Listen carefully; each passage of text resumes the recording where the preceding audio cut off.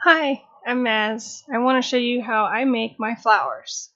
The flowers that I make, you've probably seen before on Instagram or maybe even printed one yourself from Thingiverse. They look kind of like this. Well, this is a version I made. But the most popular one is this that I made for Proto Pasta in February. So it's this one's done with the Unico fill.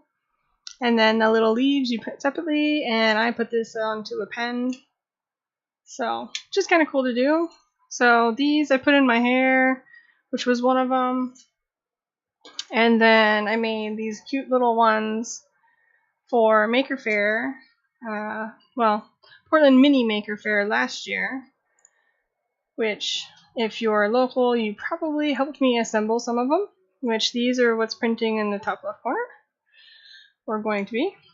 And then this was like the first one that I made. So, the flowers that I have, the way that I make them is I make them in Fusion 360. I use the create form and then use a plane and those tools in there, and then I thicken it and then do the patterning. So, to show you what I do, I'll go over to Fusion, and in Fusion, the first thing is, of course, go to the create form. And then in create form, I use a plane. And then do something like 25 by 60. And I'll put symmetry on with about 4 segments on each side. And then I delete these corners here. And basically what I'm starting with is making a petal. So if you can think of what a petal looks like, it's got a little bit of a curve to it, and it kind of slopes depending on what flower you're thinking of. Like a daisy and a lily, they're completely different from each other. And then of course, like impatiens are different. I mean, there's so many different flowers. And making the petal first is really nice because, I mean, you end up with whatever shape you end up with. It's completely up to you. So after I get something I think kind of resembles a petal to me, I'll do finish form, and then under create I'll use thicken that up, and I'll do 2 millimeters. 2 millimeters seems like a good size for me. And then I like to curve off the edges on the inside, so I add a fillet. And then now I would create a pattern, which is a circular pattern. And I'll start this one, yeah, sure, we'll do 3. So first off, it doesn't really look like a flower because they're all intersecting each other. So go back to the beginning, and I'll move it before I did my pattern. So I'll kind of get this a little bit closer to where I would actually cut it off. Yeah, something like that. And then if you're in the top-down view, it's pretty easy to see like how you're gonna make your ring, basically. Your fanning of petals. Then go back forward, and yeah, that looks a little bit better. And then what I could do is I could just duplicate this one and like reuse it basically. So I'll add another one and put it around here-ish. Something like that. And then use the pattern tool again and pattern that to maybe 6. Yeah, that's not bad. It's kind of intersecting a little bit, so I can go back and kind of edit that move again. And it'll update. And yeah, that looks pretty good. Something that might be kind of nice is to move it down, so that way when you're looking at it from the side, it kind of looks more like it's unfolding. So kind of like that. And of course it's too far in again, so I'll edit that again and kind of move it back out. Yeah, something like that. I think that works pretty good. And then I think for the very outside petal, I want to use something that's very unique. Well, very unique as in different from the other one. So I'll go back into create form and make another plane. Put it someplace over here. Maybe do the, well, probably not 50. Maybe do like 30 by 70. And this one I don't want to have mirrored, so I'll turn that off. Delete these. And then start editing how I want this to look. And the point of why I didn't do a full symmetry is because of the way I want this to kind of fold. So I'll turn on my soft mod so I can kind of edit this a little more formally. Well, make it so it's not as dramatic.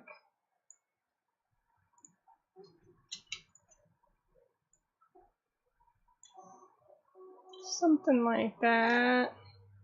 And then probably like rotate some stuff. Make it look different. Probably leave that back. Kind of like that. Maybe turn that. Yeah. And I think that is pretty good. Probably need this.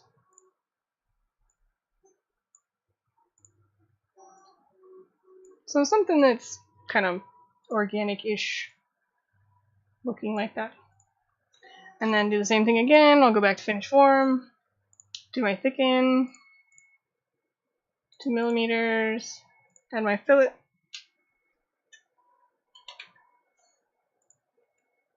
And let's see.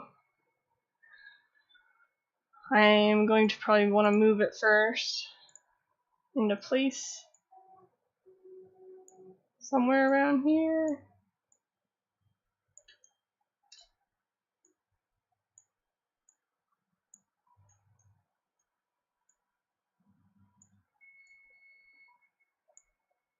Make sure my slope isn't too crazy, because then it won't really print well. Otherwise you have to use supports, and I am so anti-supports. That seems pretty good. And then let's see how it turns out after we pattern it.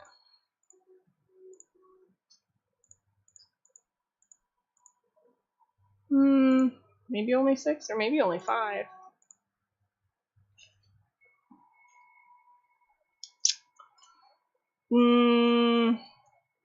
Kinda don't really like how that turned out. Should probably edit that and change it so maybe it's more like this. I mean, it would make more sense if it followed the contour of the flower, right?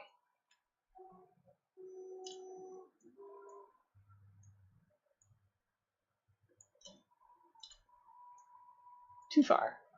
It's going out of the flower. Like that? How's that?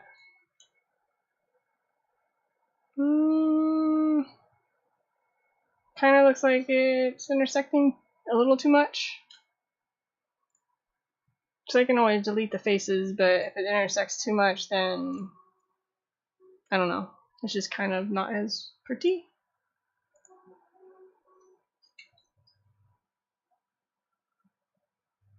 Too far. And I feel like it shouldn't be that far. Which, when you're making yours, you'll probably like kind of go back and forth, kind of seeing like what you might want. You know what? I think that's the one. I think that looks good. Before I get too far, I should probably save this. Saving is very important. So save this one. Today's the 25th? No, 24th. Still the 24th. Ah. Okay. And so now, since I've made my petals, I'm going to want to combine everything into a single object. Which, yeah, that thing got deleted. So I was having issues with this earlier, and it was like really wonky, so I'm now trying to remember what I did to rectify it. Let's see. How about I only use, oops, not that.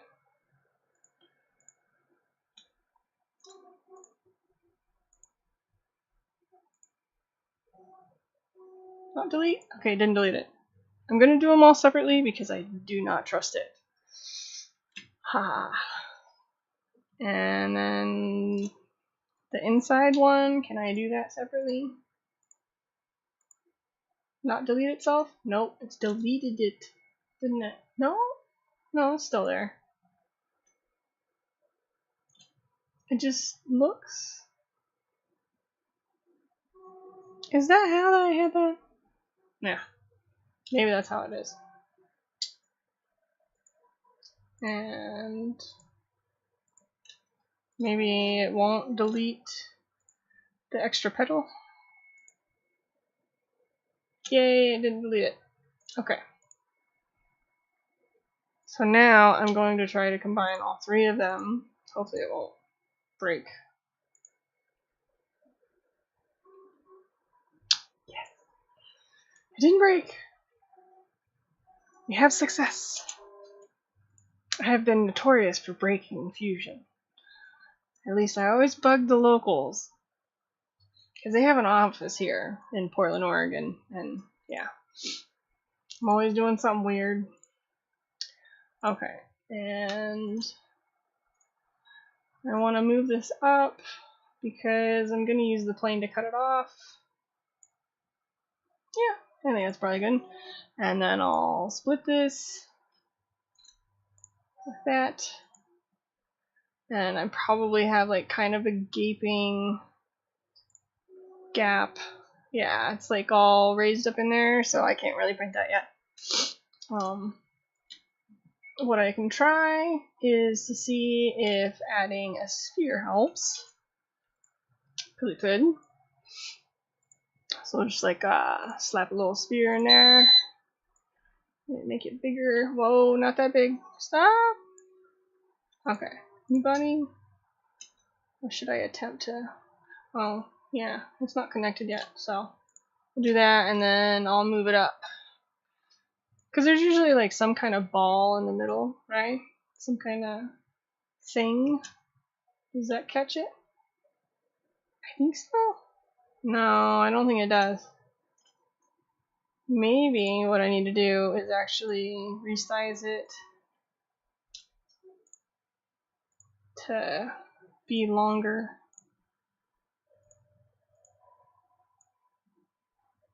Something like that. I think it intersects it. Okay, that should probably be okay. And of course I have to cut the bottom off because that's in the way.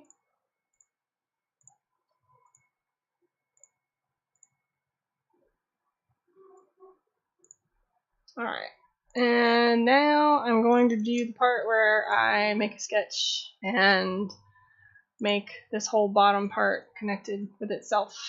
So we're going to extrude this back in. I'll do -1, join, hopefully not break. It broke. No! Why? Of course, I get that one a lot.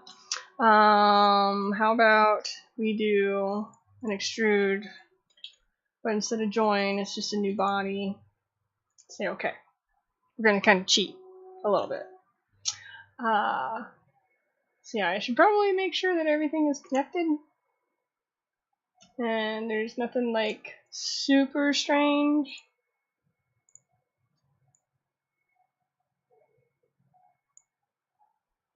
Yeah, it looks like it catches the bottom of those. But that's kind of hanging out. Okay. I will edit this. Whoops. That's not what I want to do. No, stop sketch. That's not what I'm doing.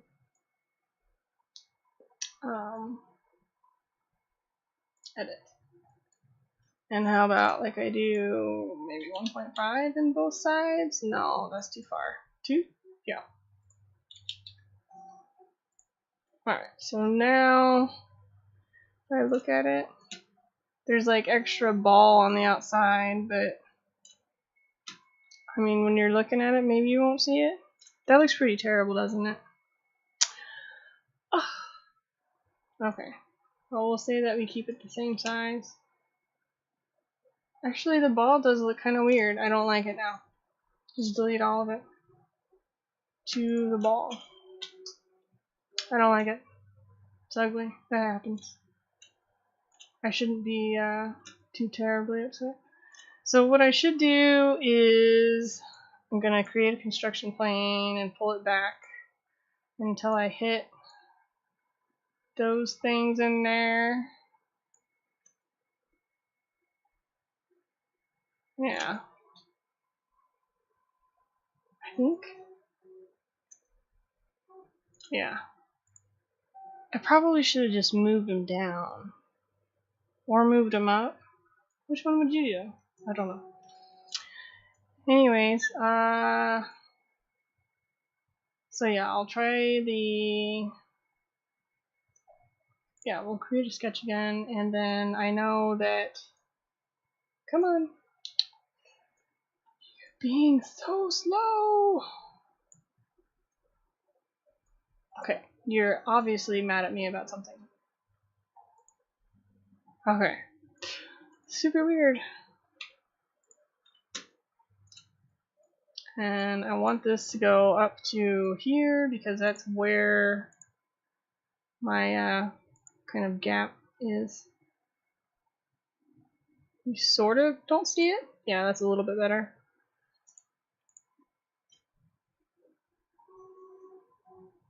So now there's kind of like this conjoined cylinder that's in the middle that kind of builds with it, and yeah, it looks like it catches that. Yeah, I think that's better. There we go. So that'll catch those on the sides.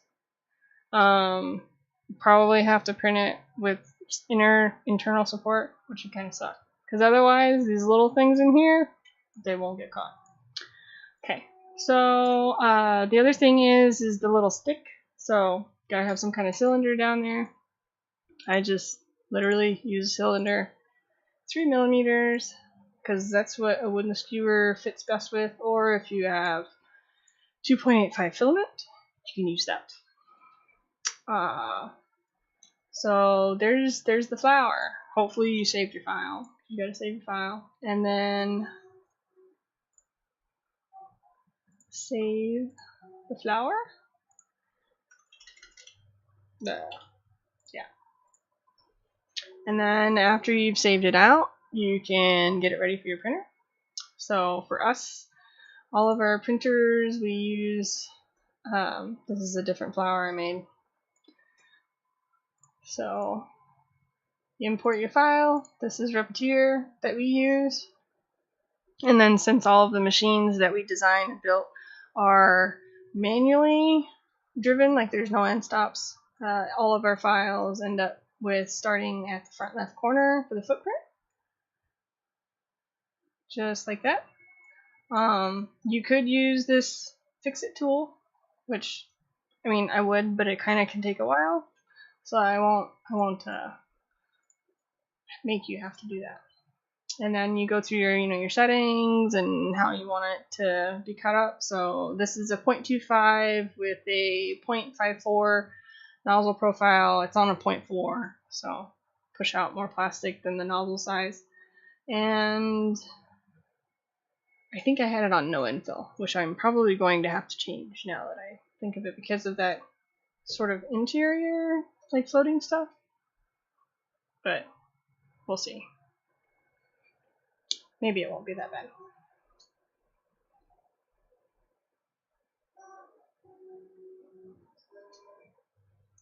Updating. Okay.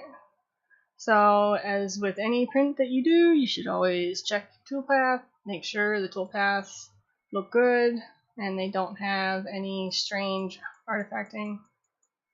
So yeah, I would want to add an infill on this, but I mean, other than that, the pathing around the petals looks good. I don't see any paths overlapping. I mean, some of this infill, kind of, a little bit, I might be a little worried, but other than that, it should be good. But you basically come back and say, like, I want 16 or 15% infill, and then you reslice it, and then from there, send it to your printer, and then it prints out something like this. The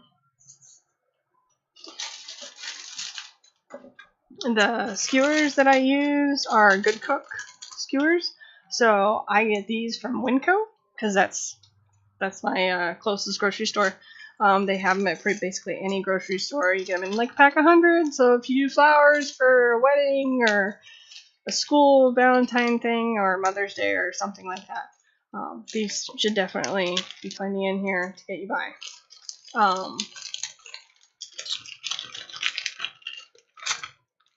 Hey, my file's cut. Kind of check out the new pathing just to make sure the infill look okay. Kind of, it's getting slow. Yeah, so there's something to catch all that now, which will come out better. So, of course, save your file and then send it to your printer. So the next thing that I do is, so the stick, I have these tools. This tool, I don't really know what this thing actually is. It's really old and rusty, and my mom has had it forever. It's kind of dangerous, but I don't know. It cuts these sticks pretty good. I just do like about halfway, and then, oh my goodness, careful about that. Don't want to shoot an eye out. Hopefully you're wearing safety goggles. So, and then like this size is good. And then you can put it through the hole on this here. So one of the things is, since I gave these children last year at the Mini Maker Fair, this really sharp spot is kind of scary, so that should be addressed. And the way that I address that is you could cut it off, or you could use little wooden beads like this. Craft store, Amazon. It's basically a little wooden bead that you can then put over, because there's a hole in it, and you can put that over the top, right? Like that. And then I just kind of shove it on far enough and then pull it back in, and that's because my hole went all the way through. On the one that I just showed you, it didn't go all the way through. So then after that happens,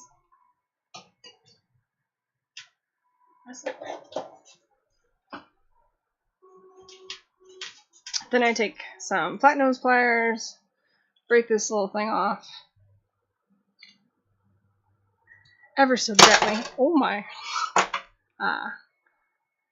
Ooh. And then if you wanted to, you could put some glue in there on the end of this. And for that, I recommend this glue. I used D6000 the first couple years doing 3D printing stuff, and started having breathing problems. So non-toxic Gemtech Beacon, it works. It's waterproof, permanent, definitely works. So the other thing is when I give these to people, I think that if it's a long-term use, they should have something on this, because it can splinter really easily. So then I take my handy ball of yarn, stuff, and then I take it and tie it around like so here. Kind of like that, right? So I just like tie a knot, shove it all the way to the top, and then take this long ball of yarn. Okay. And then I just kind of loop it through, which I'm going to say I'm going to use like this much. Where are my scissors? So you got your little stick thing here, right? So, and then I tie this up in here. And this is, like I said, it's really good to do because it gets rid of the splinters. So that way, if you're giving this to somebody that they're going to have in their hands, like, they're not going to get hurt, basically. And yeah, just kind of do that repeatedly. And since I'm tying this end in, like, I don't have to tie a knot or anything really. I just keep going through. I wouldn't recommend doing like, 100 dozen of these like this, because that would be really painful. But yeah, this kind of gives it that nice soft texture. And that's how I make my flowers. I hope that you enjoyed this, and thank you for watching. Remember that I'm on Instagram and Twitter in case you would like to connect with me there. It's Missouri Ross, and yeah, thank you.